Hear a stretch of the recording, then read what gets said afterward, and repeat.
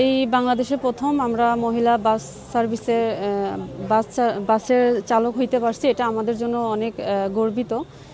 নিজের থেকেও অনেকটা আনন্দিত, কারণ এই প্রথম আমরা মহিলাদেরকে সার্ভিসিং দিব। তো এটা ভেবে অনেকটা আনন্দিত আমরা। প্রধানমন্ত্রীর উদ্দেশ্যে কিছু বলতে চান কিনা? আপনাদের কর্মসংস্থান আপনাদের মূল্যায়ন করলো। হ্যাঁ, আমাদের প্রধানমন্ত্রী যে আমাদেরকে সুযোগটা দিছে, এটার জন্য আমরা অনেকটা গর্বিত।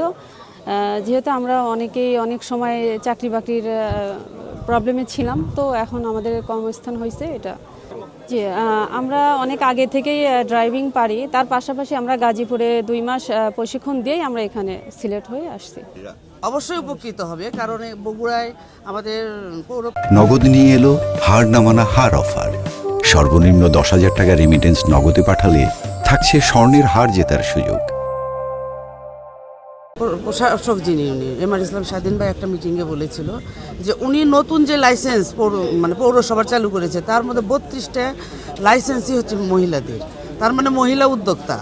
এখানে আমরা সবাই এখানে যারা আছি দেখেন সবাই কম বেশি কাজের সাথে জড়িত। তো আমাদের এরকম একটা সার্ভিস হয়ে আমাদের ব্যবসা বাণিজ্য বলেন, চলাফেরা ক্ষেত্রে বলেন, অনেক উপকার হবে। এক্ষেত্রে আমাদের মনে করি যে বগুড়ার জন্য একটা ব্যবসায়ী মহিলাদের জন্য নতুন দ্বার উন্মোচন হলো। ধন্যবাদ জানাচ্ছি সরকারকে, ধন্যবাদ জানাচ্ছি বিএনপি সরকারকে।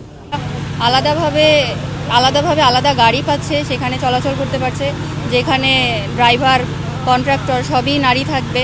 বিভিন্ন ধরনের সমস্যা ফেস করে ছেলেদের সাথে চলাচলে, সেই সমস্যাগুলো আর ফেস করতে হবে না, তারা নিরাপদে চলাচল করতে পারবে। স্কুল কলেজগামী স্টুডেন্ট, এছাড়া নারী স্টাফ যারা চাকরিজীবীরা, তারা নিরাপদে যাতায়াত করতে পারবে। এগুলো সুবিধা আমরা পাবো এখান থেকে। সুবিধাজনক ও স্বাচ্ছন্দ্যময় গণপরিবহন খুবই গুরুত্বপূর্ণ। প্রথমত ধন্যবাদ দিতে চাই আমাদের প্রধানমন্ত্রীকে, উনি নারীদের জন্য এরকম একটা সুযোগ সুবিধা তৈরি করে দিয়েছেন। আমি মূলত মাঝিরা থেকে বগুড়াতে 3 হুইলারে, যেটা হচ্ছে নিষিদ্ধ আর কি, অনেক ঝুঁকির মধ্যেই যাতায়াত করি।